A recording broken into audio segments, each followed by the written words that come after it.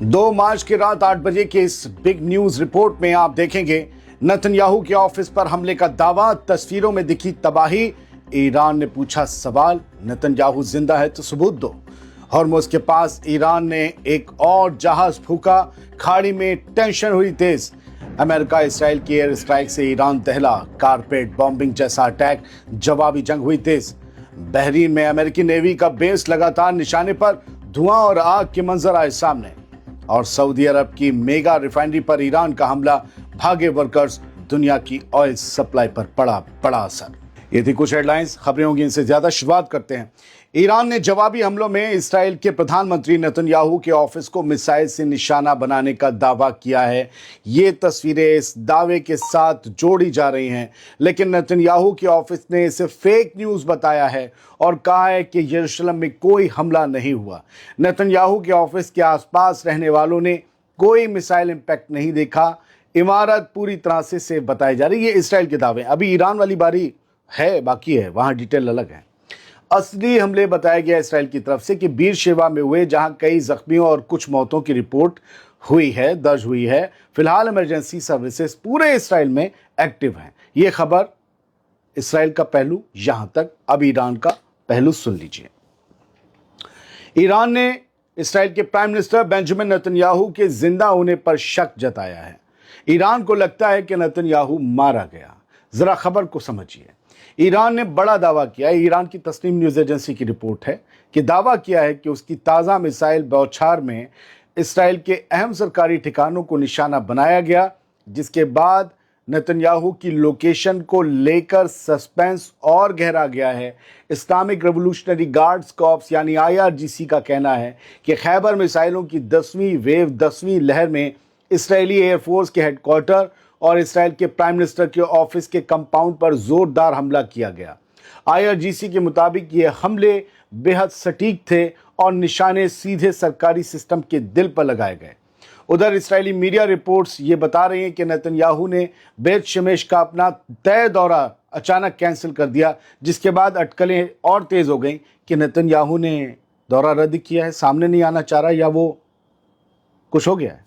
अब तक नेतन्याहू का जो आखिरी वीडियो सामने आया इस रिपोर्ट के मुताबिक वो करीब 5 घंटे पुराना बताया जा रहा है और उसके बाद से उसकी कोई नई तस्वीर या फुटेज सामने नहीं आई। इसराइल की तरफ से अभी उसकी हालत या लोकेशन पर कोई ऑफिशियल अपडेट नहीं दी गई है। हाँ, ये कहा गया है कि कोई हमला नहीं हुआ है नेतन्याहू के ऑफिस में। हालात ये हैं कि इस मिसाइल वॉर के बीच सस्पेंस अपने उरूज पर है। सवाल वही है, नेतन्याहू आखिर है कहाँ और क्या ये टकराव अब और खतरनाक मोड़ लेने वाला है?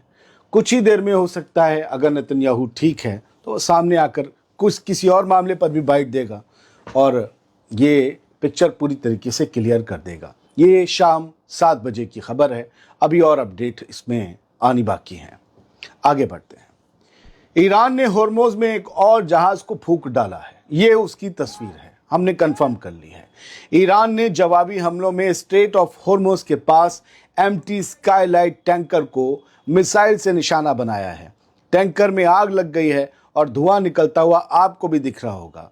इस जहाज के क्रू को ओमान की नेवी ने रेस्क्यू कर लिया है। ईरान ने कंफर्म किया है कि इस जहाज को गैर कानूनी क्रॉसिंग के लिए टारगेट किया गया, क्योंकि हमारी बात नहीं मान रहे थे हॉर्मुज में। ओमान में 4 जख्मियों का इलाज चल रहा है जो इस जहाज के क्रू मेंबर्स थे।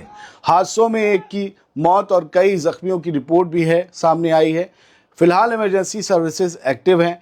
इस जहाज में जहां नो स्मोकिंग लिखा हुआ है, वहीं से आपको स्मोक यानी धुआं निकलता हुआ दिख रहा होगा।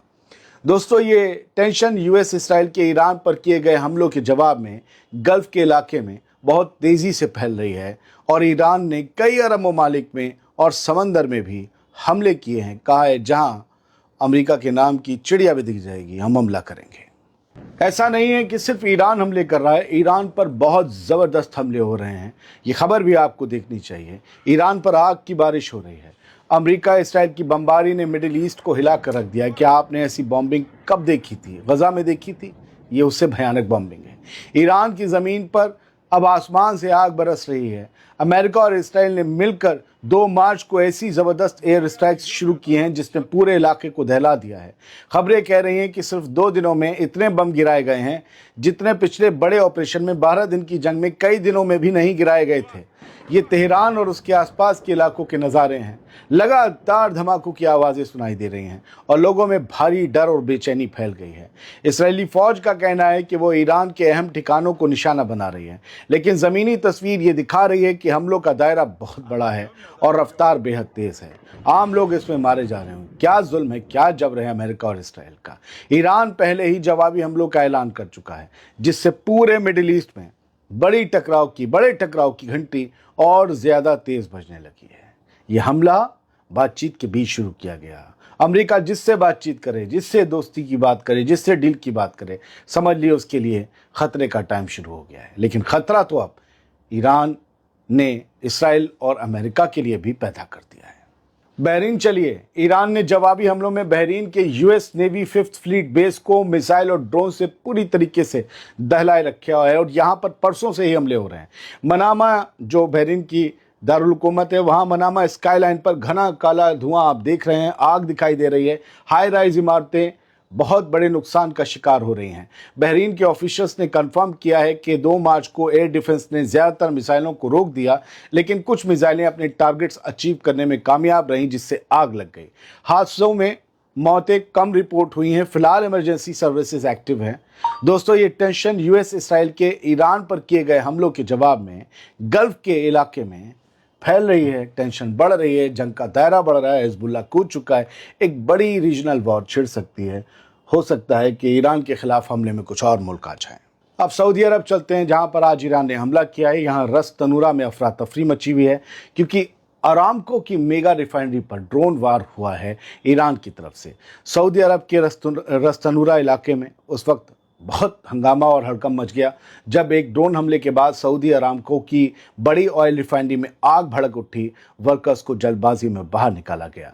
इस रिफाइनरी में रोज करीब 5.5 लाख बैरल तेल तैयार होता है। ये दुनिया के सबसे अहम ऑयल हब्स में गिना जाता है, जिसे एहतियातन बंद कर दिया गया है, यानी सब कुछ ठप है। अब फिलहाल किसी जानी नुकसान की खबर तो नहीं है, लेकिन असर सीधा ग्लोबल सप्लाई पर पड़ा है। एशिया और यूरोप की तरफ जाने वाली कुछ ऑयल शिपमेंट्स रोक दी गई हैं। तेल की डिमांड बढ़ेगी और तेल होगा नहीं। इससे इंटरनेशनल ऑयल मार्केट में बेचैनी साफ दिख रही है, जो सप्लाई रुकी है। ईरान की तरफ से कहा गया है कि रीजन की ऑयल फैसिलिटीज़ उनके टारगेट में नहीं है, लेकिन साथ ही ये भी साफ कर दिया गया है कि इलाके में जहां जहां अमरीकी और इसराइली इंटरेस्ट हैं, वो ईरान के लिए एक जायज़ टारगेट माने जाएंगे।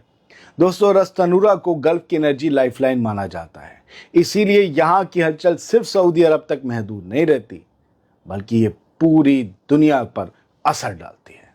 सऊदी अरब में जो हमला हुआ, उसके बाद भारत के प्रधानमंत्री नरेंद्र मोदी ने भी 2 मार्च की शाम 6:39 पर यह पोस्ट की और उन्होंने लिखा है कि जो वेस्ट एशिया में सिचुएशन इवॉल्व हो रही है, उसको लेकर मैंने crown prince of Saudi Arabia Mohammed bin Salman से बात की और हमने भारत की तरफ से, भारत के प्रधानमंत्री ने सऊदी अरब पर हुए हमले को कंडेम किया, उसकी मजम्मत की है। लेकिन उनके इस बयान में कहीं भी ईरान नाम का जिक्र नहीं है। उन्होंने हमले की मजम्मत की और कहा कि ये सऊदी अरब की खुद मुख्तारी और टेरिटोरियल इंटीग्रिटी की खिलाफ वर्जी है जो आज हमला हुआ है। तो उन्होंने कहा कि हम इस बात पर मुत्तफिक हैं कि रीजनल पीस और स्टेबिलिटी बहुत जल्द कायम होनी चाहिए। तो भारत के प्रधानमंत्री का ये पोस्ट था। बहुत बहुत शुक्रिया। जल्दी अपडेट्स आएंगी, छोटे छोटे वीडियो अब बनाने की कोशिश करेंगे। सलामत रहिए। सलामती और खुशहाली की पूरी दुनिया के लिए दुआ कीजिए।